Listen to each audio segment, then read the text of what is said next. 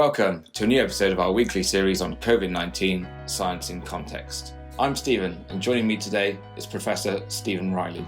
Cases of the variant first detected in India have been increasing in the UK. What do we know about it so far?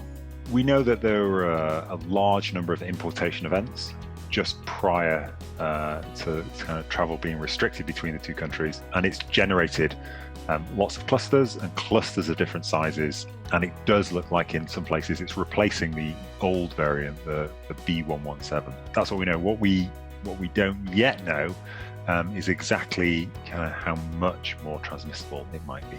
When or how do you see that uncertainty being resolved? We've got quite a few really reliable data streams in the UK. So I work on the REACT study where we look at infections. We've got really good case data. And then we get a really quick look at hospitalizations.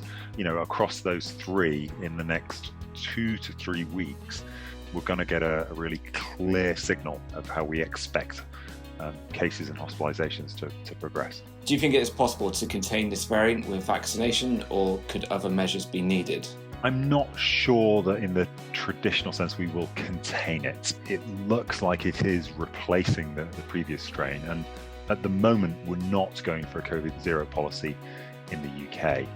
It does look like we're going to have some local transmission of this strain, but it's really a question of how fast that transmission is and how strong it is, whether it creates a large wave or not.